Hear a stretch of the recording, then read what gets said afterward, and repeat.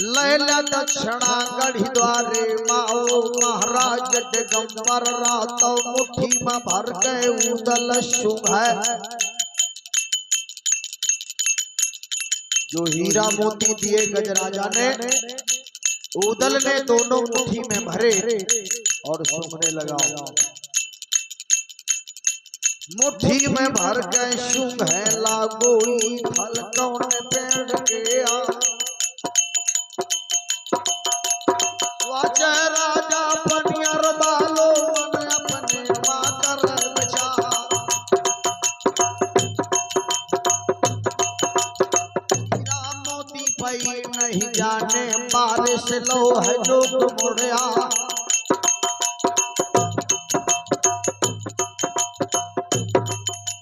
फिर से राजा बोलन लागो महाराज दिगंबर रा।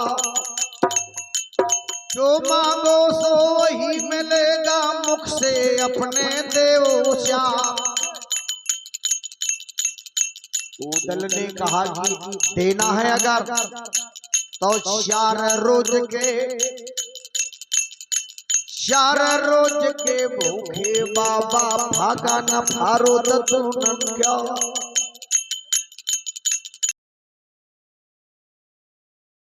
मेरे राजमा भूखे बाबा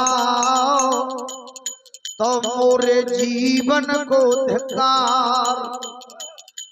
तिरिया बोलाए देव को बसती कह तुमका भोजन देव बनवा।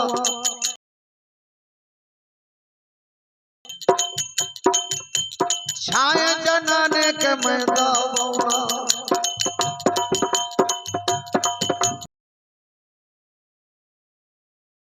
के मैदा बौना पीसो न खामो जनाने क्या।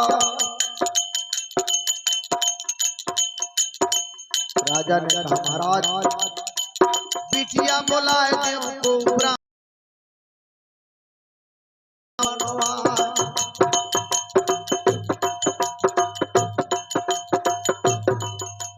उदल ने कहा ये भी नहीं बनेगा। यार को ब्रह्म दंड लग जाओ।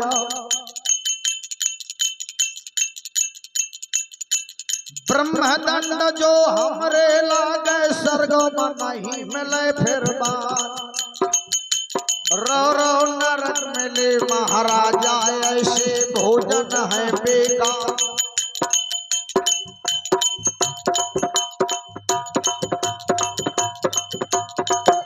चोर कह गजराजा न झुकबा बन का करो प्रणाम। एक है बिटिया मोरे घर में गजमोतिन को है नाम। अच्छा हो जा बाबा तुमरी आज्ञा हो जा जो बाबा तुमरी वही से भोजन देव बनवा।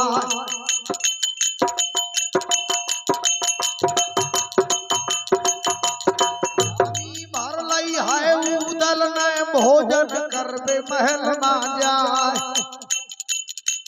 लेकिन शर्त एक रहेगी छाए है दूसरे के पर बना दे दे विश्राम भस्म हो जा।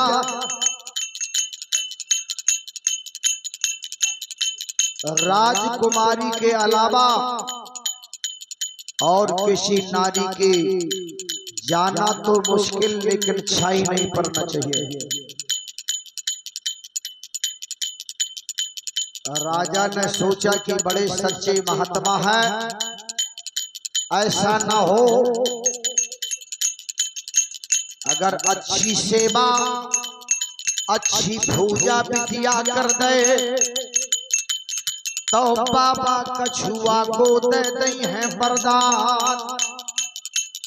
राजा ने कहा कि महाराज एक भी नारी नहीं जाएगी राजभवन में रंग महल में और तुमका बिटिया भोजन दई है बना। एक ठन्नों कर गजराजा ने तीनों रंग महल पहुंचा।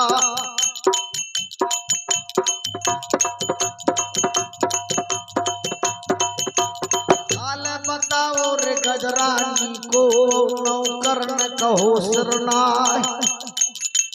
बेजमा बेटी को समझाओ बावन का भोजन देवे बना जय भाई है दूसरे के परवैना। छाए है दूसरे के परवैना अकले भोजन कर तैयार तुरंत बुलाओ गजमोतन का।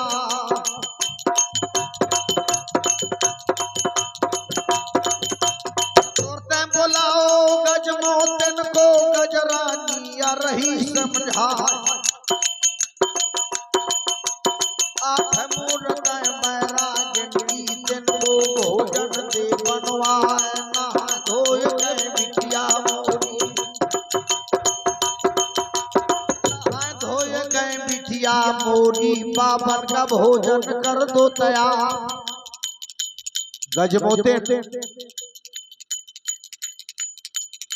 कोई साधारण राजकुमारी नहीं थी। आप ये भी जान लें महाभारत के युद्ध में द्रौपदी का अवतार हुआ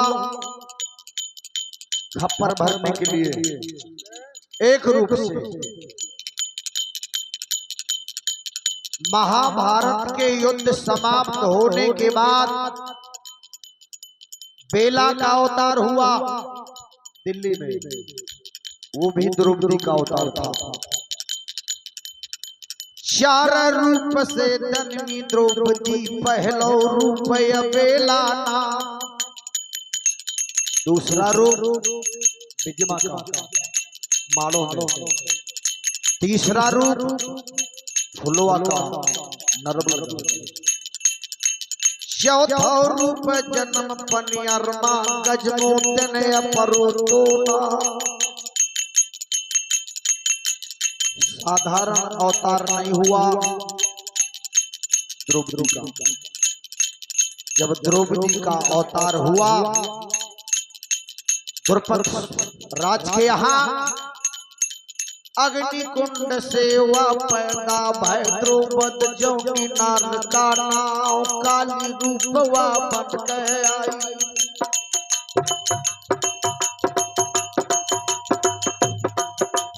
काली रूपवा बन गया कौरव को करो संहार।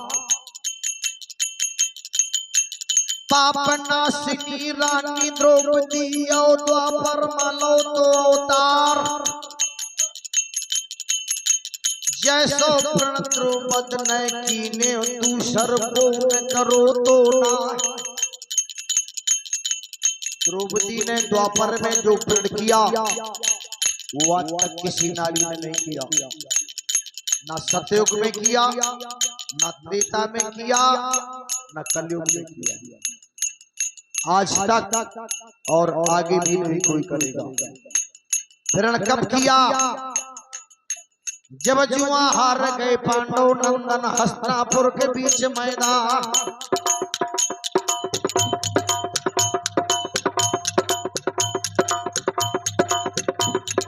आज्ञा दे दे दुर्योधन ने द्रुपद को ले बाय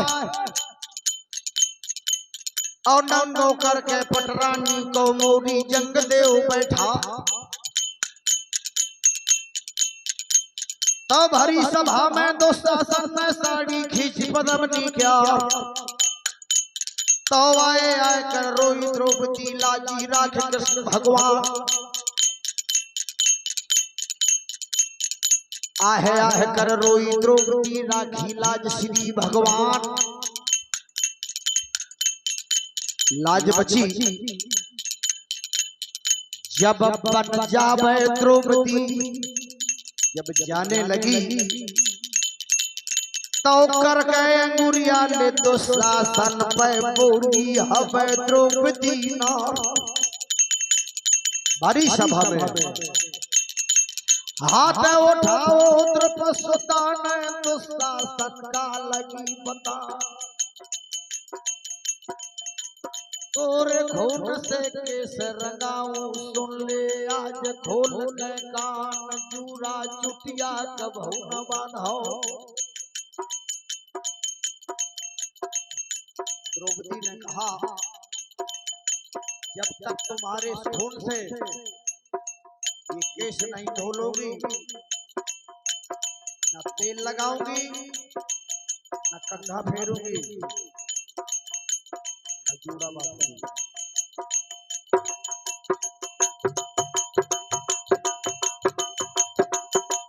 इतना प्रण कर चली द्रौपदी और जंगल मां की नूनबास खोले केस ये द्रुपदसुता के बन बन घूमी पद्मिनी नाथ।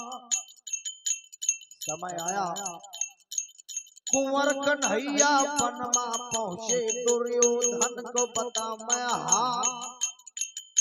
कुंवर कन्हैया वन में पहुंचे धर्मराज से सलाह ली कि महाराज संधि करा दी जाए। धर्मराज ने कहा कि बहुत अच्छा रहेगा अगर संधि हो जाए केवल 5 गांव मिल जाए उसी में हम संतोष कर देंगे। जब कन्हैया जाने लगे तो क्या कहा द्रौपदी कहने लगी मधुसूदन भोले कैसे अब द्रुपदसुता ने मोहन का रही दहाए आंसू भर गए बोले द्रौपदी। आंसू भर गए रोई द्रौपदी सुन लीजिए तुम दीन दयाल बिखरे कैसे मोरे परे हैं। बिखरे कैसे मोरे परे है संधि करा मैं दत्त नंदला। मोरे केसन को का कब हुई है सो तुम हमको देव बता। कृष्ण भगवान ने कहा कि तुम्हारे केसों का भी ध्यान